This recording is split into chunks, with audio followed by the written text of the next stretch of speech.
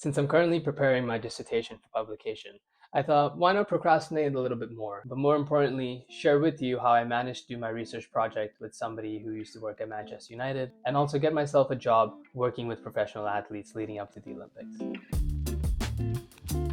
So at the time when I was studying, I was really passionate about wanting to do my own research project, but I struggled with picking the right topic for myself. But then I spoke to a lecturer at the university and I told him that I really want to work as a physiotherapist in professional sports. And he told me, figure out what they need so you can provide it for them. And that's exactly when it clicked for me. That's when I realized that I needed to basically work backwards and use my dissertation project to create some leverage for myself. So in this video, I'll break down how I did that in 5 steps, with the first step being identify your dream job. So it's good to be specific with this, but also broad at the same time.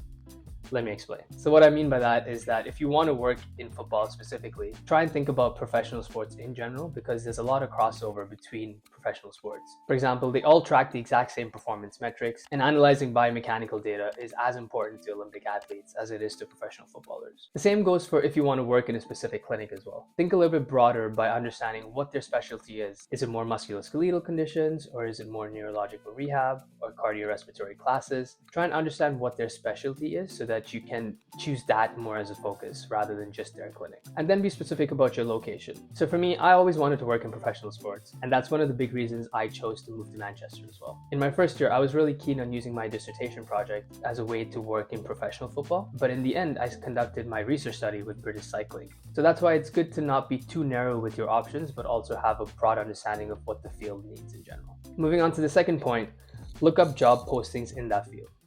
So here's where the detective work begins. Try and think of a job posting more as like a treasure map, where you can understand what the employer is looking for in terms of equipment that they want you to be familiar with, skills they want you to have, and also certifications that they're looking for. So at this time, I looked up sports physiotherapy jobs in Manchester, and recently I came across a job posting for Manchester City. So let's use that for example. So I came across this job posting on LinkedIn, but you can basically just Google it as well. It's for a lead physiotherapist role in Manchester. So for me, the thing that stood out most was injury prevention, because that's something I've always wanted to get better at in terms of being able to understand the evidence and the literature a little bit better as well. And what I noticed was also people really place a lot of importance on screening strategies to be able to conduct them pre-season and also conduct them throughout the season. So make a list over here to understand what things that you would like to look into in the future. So for me, what I wrote down was I would like to use my dissertation to get better at musculoskeletal profiling systems or protocols, because I knew that that would be something not just football teams would be interested in, but also rugby teams, Olympic athletes, professional athletes, and also MSK clinics as well. For another friend of mine, he wanted to work in MSK clinics after graduating. And what he noticed was that a lot of MSK clinics were advertising for shockwave therapy. So he did a systematic review on shockwave therapy and Achilles tendinopathies to basically create a little bit of leverage for himself when he did go in for those MSK job interviews. So try to understand what your employer would be looking for and create that advantage for yourself with your dissertation project. Moving on to step number 3 is finding people currently doing that job. Now, let's talk about stalking. Professionally, of course. For this next step, I would recommend you using LinkedIn, because it just helps you get a little bit better of an understanding of what's going on in the field and what other people have done to get into the jobs that you're hoping to get into as well. So now that you've already identified your dream job, look up people that are already doing it to understand what you need to do to get to that place as well. Read their profiles. What types of certificates do they have? What types of studies have they published? What projects are they working on currently? Take notes on a couple of those things, because their career path might be similar to the one that you want to take as well. So for me, I looked up physiotherapists that were working at Manchester United. So I looked them up on LinkedIn and typed in physiotherapist to just basically try and find a couple people on LinkedIn. Found a couple people and skimmed their profiles to understand what they've published in the past, what they've done to get to where they're at right now. And I even reached out to a couple of them as well. I did a couple, sneaky LinkedIn DM slides. Let's see if I can actually find some of them over here. Looking at this now makes me cringe, but oh my god. And honestly, it didn't even work for me, but it did work for a lot of people that I knew. And I thought, why not try it? Because a lot of the times clinicians will have a lot of ideas that they don't even have the time to execute. So that's where it can be a win-win, where you get a project out of it and you also get to learn from somebody else. And most people are happy to help as well, in terms of researchers and clinicians alike. So honestly, just try and show that you're genuine with your interest, and it can work out for you if you're lucky. Which brings me to the next step, which is finding mentors in the same field. So the first thing you need to understand about your dissertation is that you're going to have a supervisor.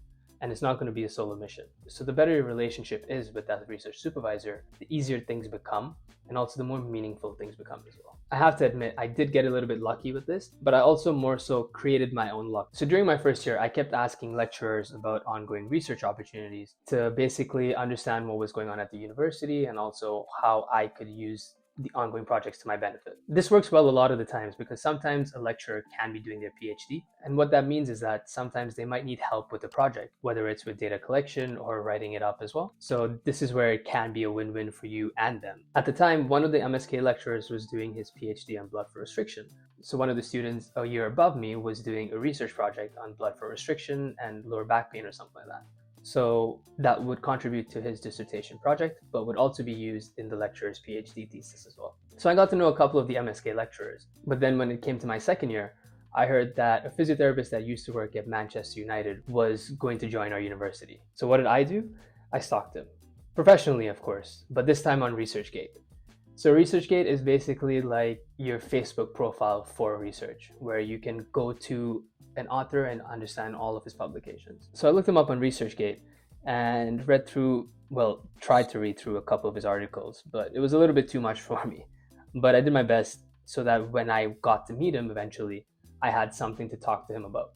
Later on, when I did end up meeting him, I obviously fangirled him in the beginning because of the fact that he worked at Man United. But then later we started talking and I told him that I was interested in doing a dissertation project on musculoskeletal profiling. What was really important was that I was already prepared to have that conversation with him in terms of knowing what his research was and also knowing what I had available to me. Because of the master's program that I was doing as well, it was more just a month or two for my dissertation project. So being able to fit it in that time frame was also crucial. And I told him I really wanted to conduct my own study, which meant that I would have to get ethical approval to start my study. And based on all of those variables, he told me that I should look into doing a reliability study. And I noticed the valve force frame was really popular in professional sports and also clinics nowadays. So I asked him, would it be realistic to do a reliability study on the force frame? And he was like, yeah, probably. And at that same time, another physiotherapist that was working at our clinic, he was like, oh, I think British Cycling are interested in the reliability of the force frame. If you want, we can probably do some research for them. I was like, oh, perfect.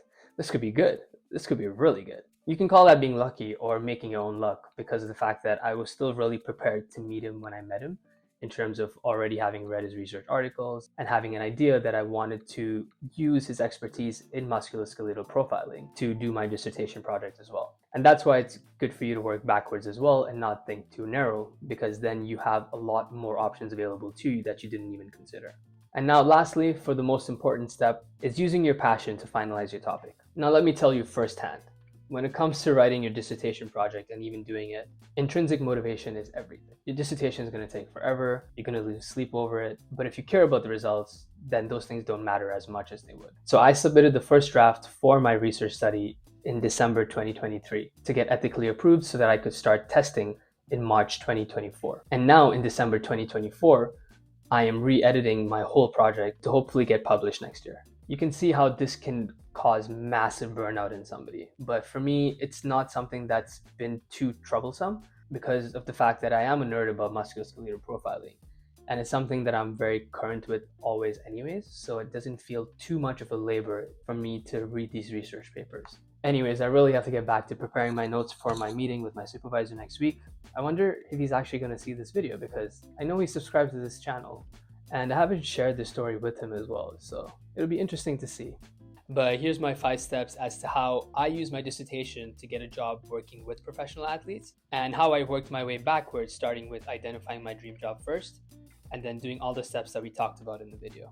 I hope you found this useful, and if you did, please like this video and subscribe to my channel as I'll be sharing tips on how to write your dissertation and also keeping you updated on my publication process for my study as well, which will hopefully be published next year. Fingers crossed.